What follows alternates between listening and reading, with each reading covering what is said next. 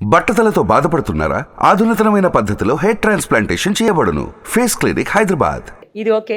ఒక్కసారి ఆ, మీ దగ్గరికి వస్తా. ఏంటంటే రాజకీయంగా చెప్పండి. మీరు బీజేపీలో జాయిన్ అయ్యారు. మీ అభిమానులు చాలా మంది కూడా మీరు త్వరలో కాంటెస్ట్ చేయబోతున్నారని అప్పుడు ఆ ఎలక్షన్ అప్పుడు అనుకున్నారు, అసెంబ్లీ ఎలక్షన్ అప్పుడు చేయకపోతే మళ్ళీ ఈసారి పార్లమెంట్ లోక్సభ కన్నా చేస్తారు ప్రవీణ్ గారు అని అనుకున్నారు. అప్పుడు అంటే నేను ప్రిపేర్ లేకుండే, ప్లస్ నాకు అప్పుడు ఆలోచన కూడా లేకుండే. అసెంబ్లీ ఎలక్షన్ అప్పుడు, పార్లమెంట్ ఎలక్షన్ అప్పుడు నాకు జైరాబాద్ నుంచి బాగా ఇంట్రెస్ట్ ఉండే.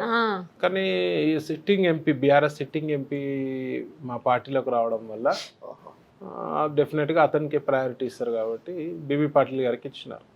సరే ఏదేమున్నా సరే నేను వచ్చి కూడా రీసెంట్గానే పాలిటిక్స్ బీజేపీలోకి, సో హై ఎక్స్పెక్టేషన్స్ ఏం పెట్టుకోలే. నేను రాసి ఉంటే ఎప్పుడైనా వస్తుందండి, అంతేలేండి. సో మనం ఏంటంటే మోదీ గారికి వర్క్ చేయాలి, బీజేపీ పార్టీకి వర్క్ చేయాలి, హిందూయిజంకి వర్క్ చేయాలి. కాబట్టి నేను హ్యాపీగానే ఉన్నా. లైట్గా డిసప్పాయింట్ అయితే ఉంటుంది డెఫినెట్గా, కానీ అది నా మీద ఇంపాక్ట్ చూపించే అంత ఏం లేదు. బీబీ పాటిల్ గారు మొన్న వచ్చినారు, మాట్లాడారా?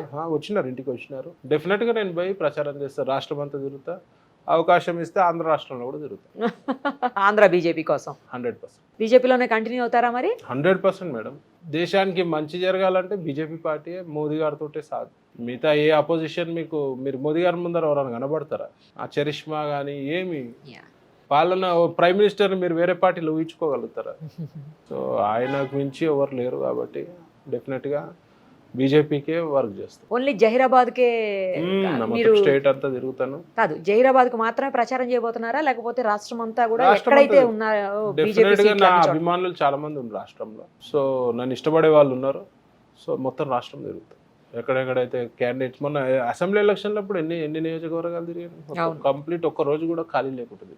మళ్ళీ ఎప్పటి నుంచి స్టార్ట్ చేస్తున్నారు? First or second week. Election time ఉంది కదలేండి. డెఫినెట్గా ఎక్కువ కాన్సన్ట్రేట్ జైరాబాద్ మీద చేయాలని ఉంది, బీజేపీని గెలిపించుకోవడానికి. 100%. సో ఈసారి కూడా గట్టి సీట్స్ వస్తాయండి తెలంగాణలో. ఎన్ని వస్తాయి? మంచి సీట్స్ వస్తాయి, మంచి నంబర్ వస్తుంది. మంచి నెంబర్ వస్తుంది. అసెంబ్లీ ఎలక్షన్లో అన్ఫార్చునేట్ ప్రాబ్లం అయింది, కానీ కష్టమైంది. కానీ సెంట్రల్ ఎలక్షన్స్లో మోదీ గారి తప్పితే ఎవరికి అనిపించారు ప్రజలకి. ఎవరు నిజమైన భారతీయుడు, భారతదేశం మంచి కోరేటోళ్ళు ఎవరన్నా ఉంటే మోదీ గారికే ఒకటే. వేరే అన్నీ కూడా మావి స్కీమ్ల ప్రభుత్వం, వేరే అన్ని స్కామ్ల ప్రభుత్వాలు. బీఆర్ఎస్ ఉన్నది కదా, ఎన్ని స్కామ్లు అండి. ఫోన్ ట్యాపింగ్ విషయం చూస్తారు కదా, నా ఫోన్లో కూడా ట్యాప్ చేసినారు.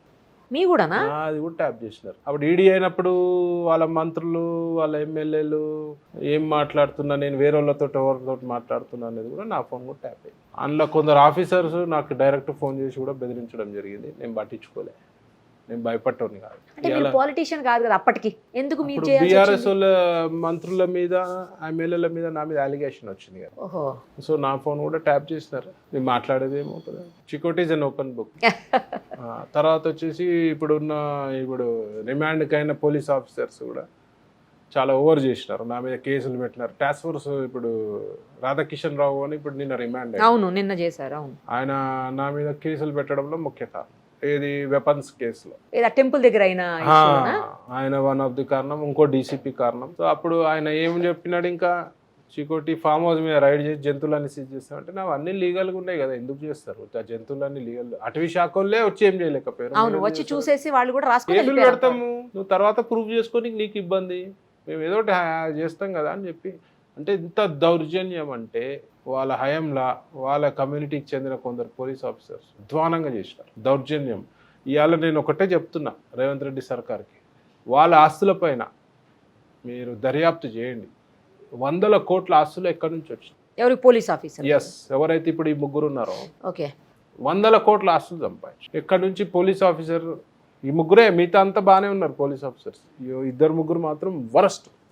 ఎక్కడి నుంచి సంపాదించినారో మరి మీరు నిగాయాలి. నేను ఇప్పుడు ఈడీకి కూడా నేను లెటర్ రాయబోతున్నా, వీళ్ళ మీద అసలు వీళ్ళ ఆస్తులు ఏంది, వీళ్ళ ఆదాయం ఏంది అని చెప్పి, ఎక్కడి నుంచి వచ్చినాయి దౌర్జన్యాలు.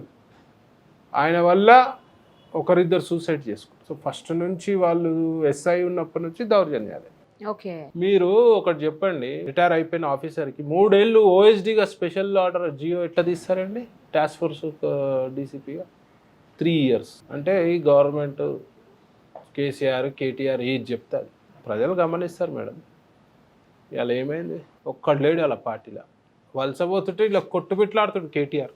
మమ్మల్ని మోసం చేసిర్రు అరే మీరు ఎంతమందిని కాంగ్రెస్ పార్టీని మోసం చేసి దునియా ఎమ్మెల్యేలను తీసుకురు. అందరు ఎమ్మెల్యేలను బెదిరించి బిల్స్ ఆపి కాలేజీ సంబంధించి స్కాలర్షిప్ ఫీజులు ఆ ఫండ్ ఆపి మీరు మీ పార్టీలోకి తీసుకున్నారు.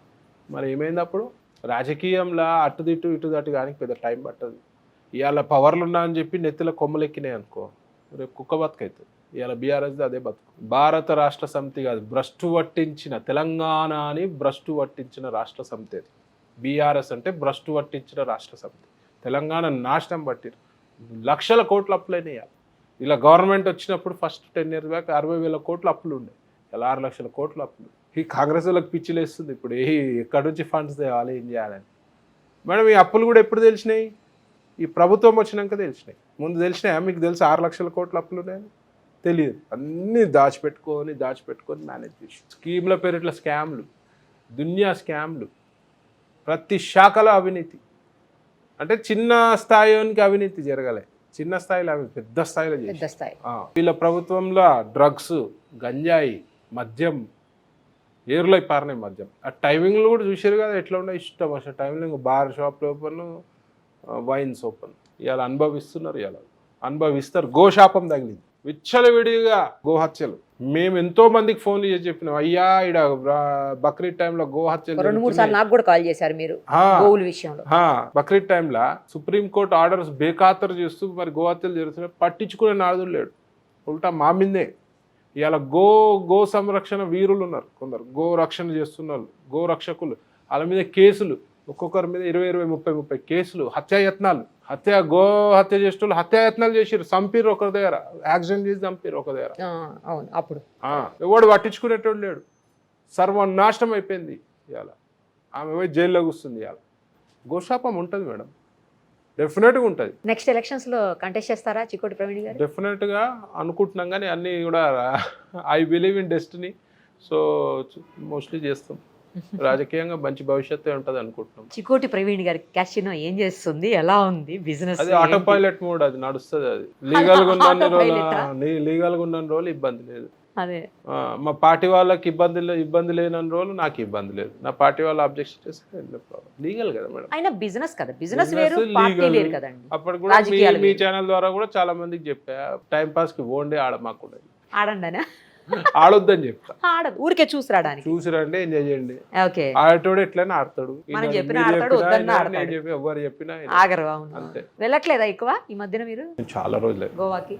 ఎక్కువ ఇక్కడే ఉంటున్నట్టు, కొంచెం ఫ్యామిలీతో స్పెండ్ చేస్తున్నారేమో లేండి. కానీ అది కూడా మంచిదేగా, ఎందుకంటే చాలా రోజుల తర్వాత నాకు ఇంట్లో ఉంటున్నట్టుగా అర్థమైంది చూస్తుంటే సిచ్యుయేషన్. ఇక్కడ షిఫ్ట్ అయినాక ఇంకా ఎక్కువ పట్టుకు ఇంట్లోనే ఉంటున్నా. ఆఫీస్ ఉంది, ఆఫీస్ కూడా కుట్ట వెళ్ళడం జరుగుతుంది. పిల్లలన్నా హ్యాపీగా ఉంటారు కొంచెం, మీ మేడము.